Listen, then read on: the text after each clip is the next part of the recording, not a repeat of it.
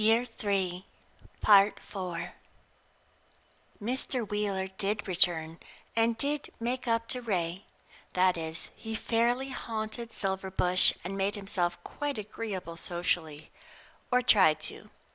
The gardeners no longer went to any of his services, and the holy Christians thought he might find more spiritual ways of spending his time than playing violin duets with Ray Gardner and mooning about the garden with Pat until the very cats were bored. For Pat decidedly put herself forward to entertain him when he came, and contrived to be present during most of the duets.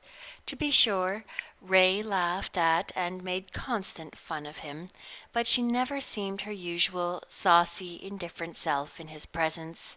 She was quiet and subdued, with never a coquettish look, and Pat was not exactly easy. The creature was handsome in his way, with his dark eyes and crinkly sweep of hair, and his voice, in which there were echoes of everything. Aunt Polly's daughter, who taught in South Glen, was reputed to have said that he had a certain Byronic charm. Byronic charm or not, Pat wasn't going to have any nonsense, and she played gooseberry with amiable persistence whenever he appeared. He looked a great deal at Ray, and dropped his voice tenderly when he spoke to her, but he showed no aversion to talking with Pat. "Currying favor," Tilly Tuck said. Judy teased Ray sometimes about him. "Sure, and he'd be easy to cook for Cuddles, darlint.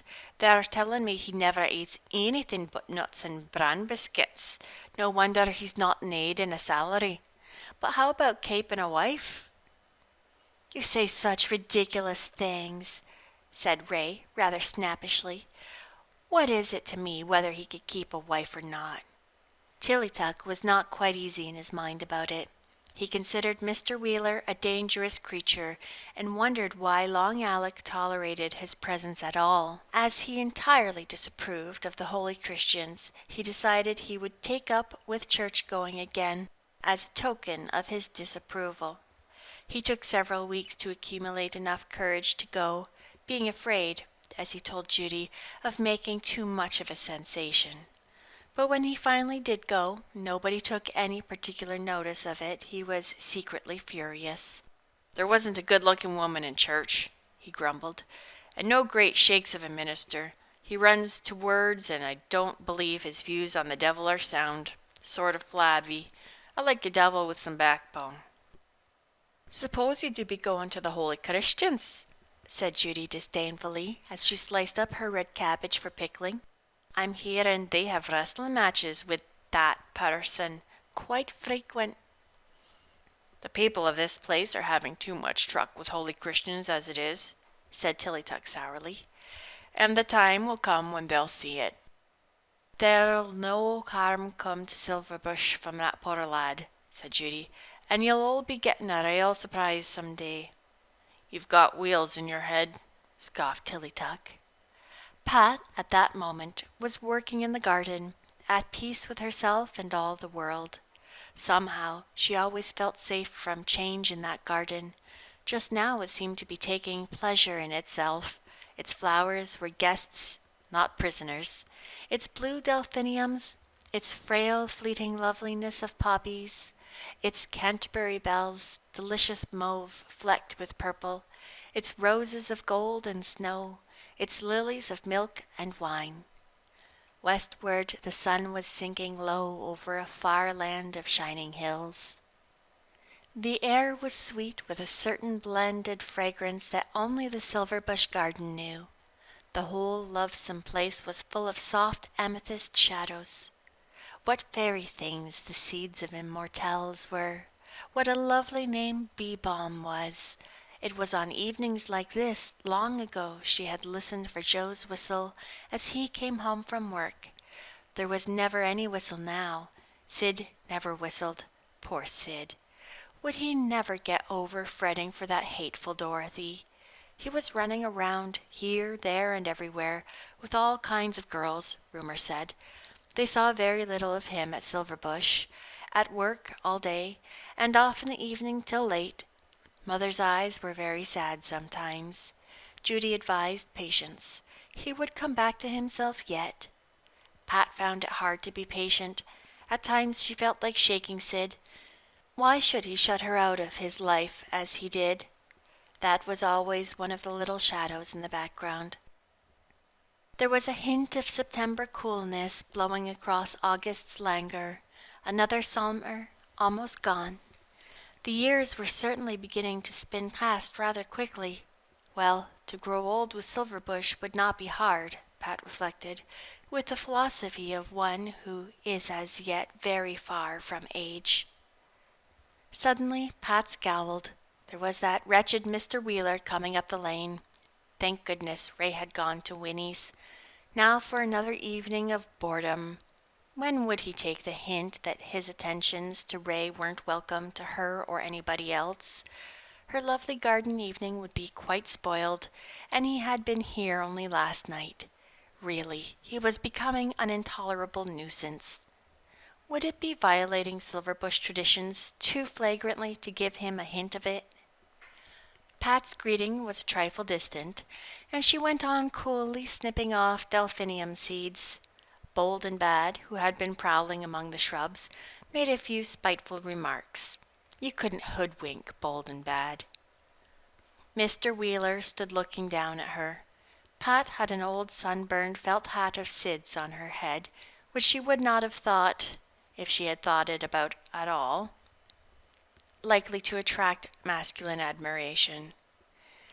And she wore an ancient brown crepe dress, which burrs and stick-tights could no longer injure. She did not know how its warm hues brought out the creaminess of her skin, the gloss of her hair, the fire of her amber eyes. She was really looking her best, and when, after a rather overlong silence, she raised her eyes to her callers, she found his dark, soulful orbs.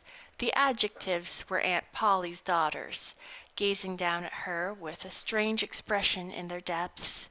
An incredible idea came to Pat, and was instantly dismissed. Nonsense. She wished he wouldn't stand so close to her. She knew at once what he had for supper, how overfull his red lips were, and when had his fingernails been cleaned last. Why didn't somebody come along?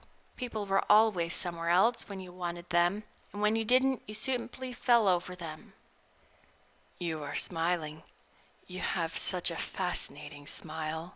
What are you thinking of, Patricia? He said in a low, caressing tone. Merciful goodness, suppose she told him what she was thinking? Pat had hard work to avert a grin, and then the bolt fell, straight out of the blue. Mr. Wheeler helped himself to one of her hands and looked at it. Little white hand, he murmured, little white hand that holds my heart. Pat's hands were brown, and not particularly little. She tried to pull it away, but he held on and put his arm around her.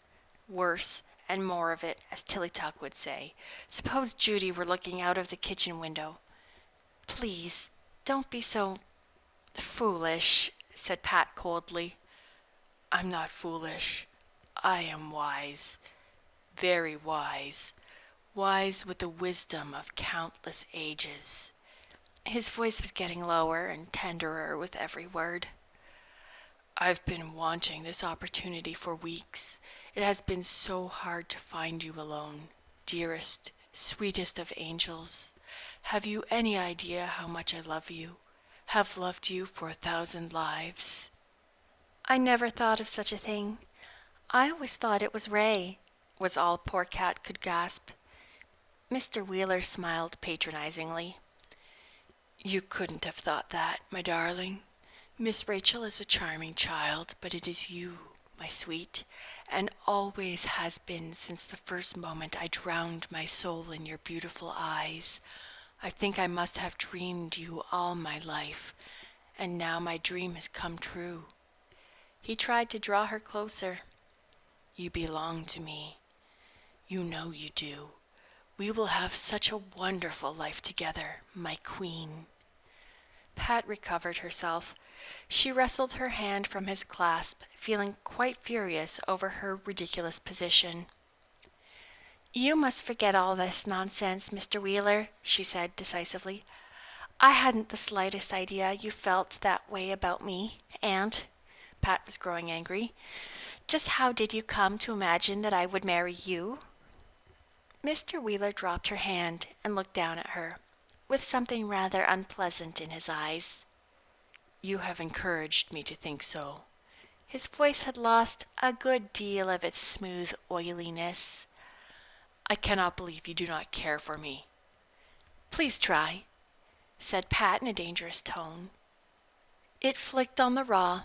A dark flush spread over Mr. Wheeler's face. He seemed all at once to be quite a different person.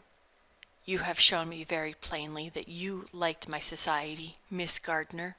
Almost too plainly.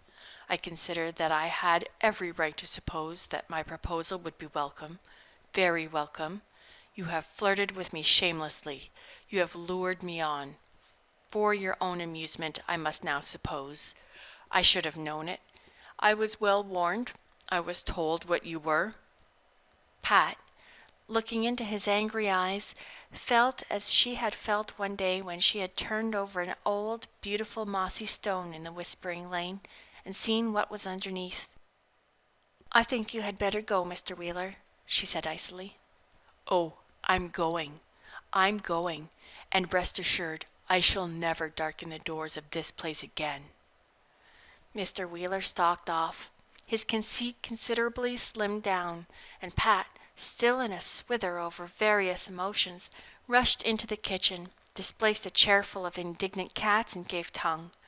Oh, and what were you and his reverence cloaking in the garden about that sent him down the lane at the rate of no man's business? Demanded Judy. Judy, I'm feeling so many different things, I don't know which I'm feeling most.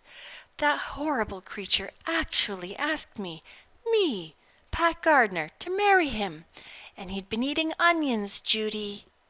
Sure, and weren't you by way of knowing he was a vegetarian? Said Judy coolly. I've been expecting this for some time. Judy, what made you expect it? The way he had of looking at you when you weren't looking at him. Oh, Judy, the worst of it is, he thinks I encouraged him. I feel I'm disgraced. And when he found I wouldn't marry him, he was horrid. He hasn't any manners, not even bad ones. The higher a monkey climbs, the more he shows his tail, quoted Judy. Never be taken at the heart, Patsy. You're rid of him now for good. I really think so, Judy. I've an idea he meant it when he said he would never darken our doors again. Sure now, and that will be our loss, said Judy sarcastically. He's kept out considerable of the sunshine this summer, and I'm not sticking up for him, Patsy. I did always be thinking he was no real gentleman under the skin. But you did be always sticking around. I did it to keep him away from Ray. I thought he'd take the hint. I never dreamed he'd think I was in love with him. Him! Judy, it's really a ridiculous and tiresome world by spells. I'm going up to the longhouse. I've got to have something to take the taste of this Reverend Wheeler out of my soul, and to talk nice scandal with David and Suzanne may do it. I'm wondering how Cuddles would be taking this, muttered Judy after Pat had gone out. I'm thinking everybody but old Judy Plum is blind as a bat round here. Well, we're rid of the gold preacher, glory be, but I'm not knowing if I like that Kirk man much better. He's got his eye on her. He's not hurrying. When it's your second, you do be more careful like. But I do be knowing the signs. Oh, it's a wonder me bit of cornham wasn't being boiled too much when I was listening to Patsy's troubles, but it's done to the quine's taste, and I'm setting it in the ice house to cool. Beaux may come, and beaux may go, but we must be having our little comforts. Pat, up at the longhouse, soon forgot her anger and humiliation in the company of David and Suzanne. They talked and laughed together around the fireplace the Kirks had built in Betsy's crescent of trees, while Ichabod sat close to David, and Alfonso shared his favors between the girls, and the evening star looked over cloudy purple ramparts in the west. It seemed to Pat that every evening she spent there she grew wiser and maturer in some mysterious way. Their talk was so different, so rich, so stimulating, so brimming over with ideas. The ghosts of the past were laid. She had begun to think of the long house as the home of Suzanne and David rather than as the home of Betts. She is growing older, and I'm growing younger. Perhaps we'll meet, David was thinking. Their souls are the same age, Suzanne was thinking. But nobody knew what Alfonso of the Emerald Eyes or Ichabod thought.